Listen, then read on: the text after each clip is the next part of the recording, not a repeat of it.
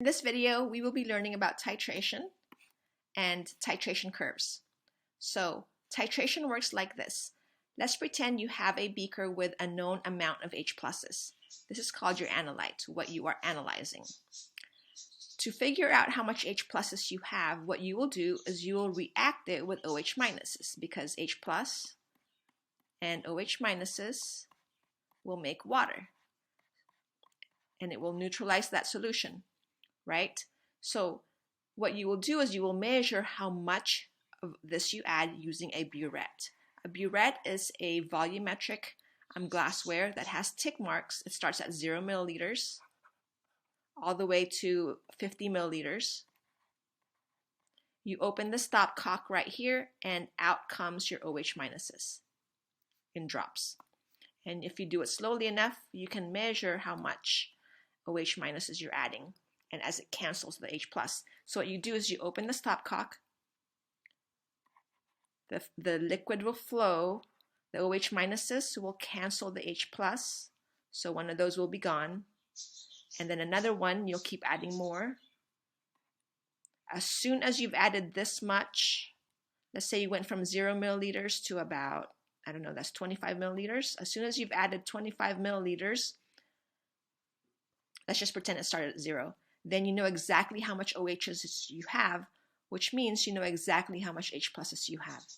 Okay, so what you do in titration is you figure out how much H pluses or how much unknown you have by using something that you know.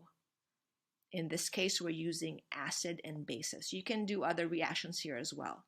Okay, this is called a pH meter. It uses the ions in there and turns it into an electrical signal and tells you the pH of the solution, so you can monitor it. As soon as it hits a pH 7, of course, that means you have equal amounts of H pluses and OH minuses. Okay, and that's what titration is. In this technique, a known concentration of base or acid is slowly added to something that you don't know. Okay, so a few things here. This is called the burette.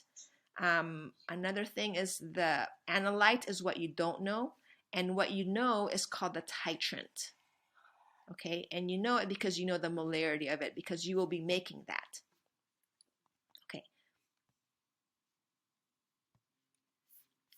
So what we will do now is we will monitor the pH as we do a titration. So here we have a beaker. The beaker is going to have your unknown H pluses. We're going to add some OH minuses to it, and we're going to see what happens to the pH. This is called the pH curve. On the y-axis, you have the pH. We're going to measure the pH using a pH probe, and then on the x-axis, we're going to be measuring the amount of NaOH that we add as we use up the burette, the liquid in the burette. Okay, so first, in the beginning, you have some H pluses in here, right? You're going to take the pH. So if it's a strong acid, let's say you don't know what the pH is, so you're going to measure the pH. Let's say the pH is pH 2, 2.00. You're going to take here, you have not added any NaOH yet, so the pH will be at 2. So you have a plot right there. What we will do is we will keep adding, in this drawing, we're going to keep adding the base. Right here, we'll be adding the base. So in this one, you have no bases added yet, so it's a 0. Here, we're going to add some base, OH minus.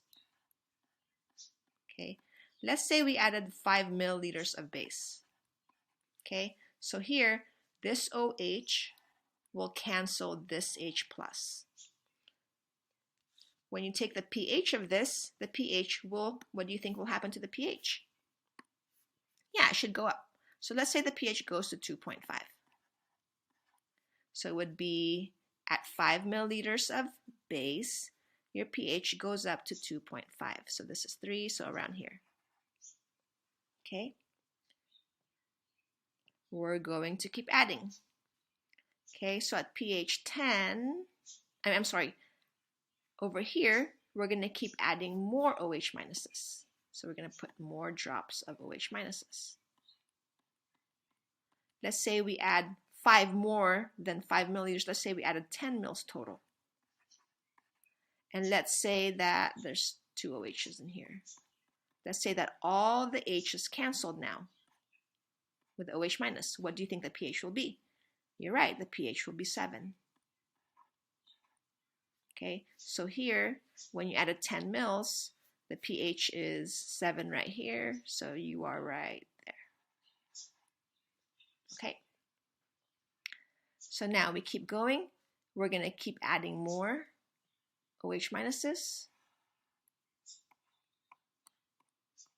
Let's say you added a whole bunch, let's say 15 milliliters. Then what's in here, all the H pluses will cancel, and now you have more OH minuses in here, and there are no H pluses. So this solution is very basic, and your pH will shoot up to, let's say, pH 12.5. Making up these numbers, these will be rough. Okay, so when you added 15 mils of base, your pH goes up to about 12.5. 15, 12, wait, I'm getting cross-eyed. 15 here, this is 13, so around 12.5 right here. Okay, so your pH curve will look like this. Let me go ahead and draw that line for you. So in the beginning, it's pretty flat. As it slowly goes up as you add more base, and it will slowly rise. It's just smooth, okay? It's just hard. I'm having a hard time drawing this. And then it's as soon as you add one more drop of the OH minus, these two will be equal, and it'll shoot up to pH 7. Again, this is supposed to be straight. And then as soon as you add one more drop of OH minus, and you have more OH minus than H plus, it will shoot up again to around 12, and it goes up like this, and eventually plateau until it's all OH minus in there, okay? And you reach the pH of your base. Let's say you added a 0.1 molar base. It'll be the pH of 0.1 molar NaOH, let's say it is, will be pH 13, so it goes to pH 13.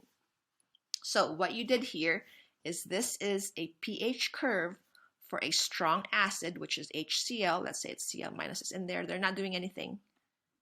Okay, strong acid, for example, HCl, with a strong base, for example, NaOH. Okay, when you do that, your pH curve will look like this. Okay, at pH 7, this is pH 7, a few things will happen. At pH 7, you have the moles of initial acid that you have in the beaker will equal the moles of the base that you add.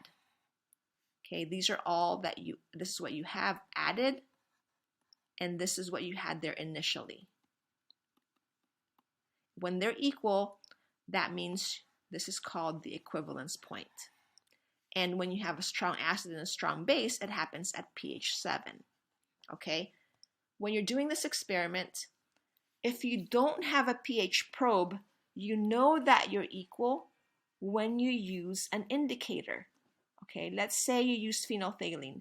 Phenolphthalein will change colors at below pH 7, it's colorless, and it'll change colors at around pH 8.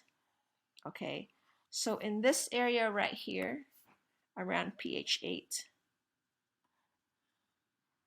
it will change color. But because this line is very steep, it'll change color anywhere around here in this area. As soon as it changes color, you know you have reached the end point. Okay? So the end point is the pH at which the indicator changes color. So the end point of phenolphthalein is pH 8.5. Okay? What you want is you want the end point to be close to the equivalence point so that you know when this thing turns pink, you know, oh, I have reached the equivalence point. Okay? Other indicators have different endpoints. And you saw that in the previous video. For example, another indicator might have an endpoint at 2.5. Well, that's not going to help you because that's not where your equivalence point is. You want these two to be very close to each other. Okay? So this is the pH curve for a strong acid and a strong base.